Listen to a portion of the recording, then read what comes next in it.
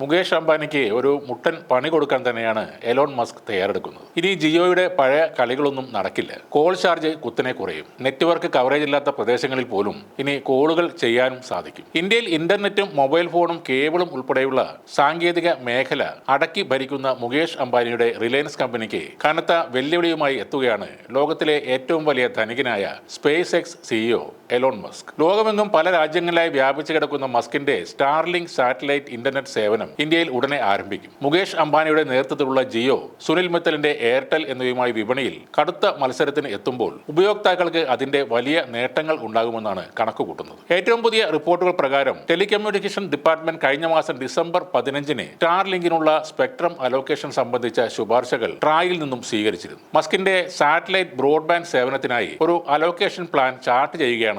Indian വിപണിയിലേക്കുള്ള സ്റ്റാർലിങ്കിന്റെ വരവ് telecom ദാതാക്കൾക്കിടയിൽ വമ്പൻ മത്സരത്തിനാണ് ഇടവരുത്തുക. Jio, satcom, Airtel, OneWeb, Amazon എന്നിവർ വിപണി കൈയടക്കാൻ ഇറങ്ങുമ്പോൾ എല്ലാ സേവനങ്ങൾക്കും വില കുറയുമെന്നാണ് പ്രതീക്ഷകൾ. ജിയോയും ഭാരതി എയർടെലും തങ്ങളുടെ ഉപഗ്രഹ അധിഷ്ഠിത ഇന്റർനെറ്റ് സേവനങ്ങൾ ആരംഭിക്കുന്നതിനുള്ള നിയന്ത്രണ നടപടിക്രമങ്ങൾ ഇതിനകം പൂർത്തിയാക്കിയിട്ടുണ്ട്. എന്നാൽ എലോൺ മസ്കിന്റെ സ്റ്റാർലിങ്ക് ഇന്ത്യയിലെ ആദ്യത്തെ സാറ്റലൈറ്റ് ബ്രോഡ്ബാൻഡ് ദാതാവായി മാറാനാണ് ഇപ്പോൾ സാധ്യത കാണുന്നത്. റിപ്പോർട്ടുകൾ പ്രകാരം 2025 ഫെബ്രുവരിയിൽ തന്നെ സ്റ്റാർലിങ്ക് സാറ്റലൈറ്റ് ഇന്റർനെറ്റ് സേവനം ഇന്ത്യയിൽ ആരംഭിക്കുന്നതാണ്. സ്പെക്ട്രം വിതരണത്തിൽ ഈ മാസം അവസാനത്തോടെ തീരുമാനമുണ്ടാകുമെന്ന് കേന്ദ്ര വാർത്താവിനിമയ മന്ത്രി ജ്യോതിരാദിത്യ സിന്ധ്യ പ്രസ്താവനയിൽ പറഞ്ഞിരുന്നു. ടെസ്ല സിഇഒ എലോൺ മസ്കിന്റെ സാറ്റലൈറ്റ് അധിഷ്ഠിത സ്റ്റാർലിങ്ക് ഇന്റർനെറ്റ് സേവനം രാജ്യത്ത് ആരംഭിക്കുന്നതിന് ലൈസൻസ് നൽകാൻ ഇന്ത്യ തയ്യാറാണെന്ന് നേരത്തെ തന്നെ സിന്ധ്യ പ്രഖ്യാപിക്കുകയും ചെയ്തതാണ്. ഡാറ്റ സംഭരണവും സുരക്ഷയും സംബന്ധിച്ച് ഇന്ത്യൻ ഗവൺമെന്റ് നിർദ്ദേശിച്ചിട്ടുള്ള നിയമങ്ങൾ അതെല്ലാം പാലിക്കാൻ സ്റ്റാർലിങ്ക് സമ്മതിച്ചിട്ടുണ്ടെന്നും ഉടൻ തന്നെ പ്രവർത്തന ലൈസൻസ് നൽകുമെന്നും റിപ്പോർട്ടുകൾ പറയുന്നു. സ്റ്റാർലിങ്ക് സാറ്റലൈറ്റ് അധിഷ്ഠിത വയർലെസ് ഇന്റർനെറ്റ് കണക്ടിവിറ്റിയാണ് വാഗ്ദാനം ചെയ്യുന്നത്.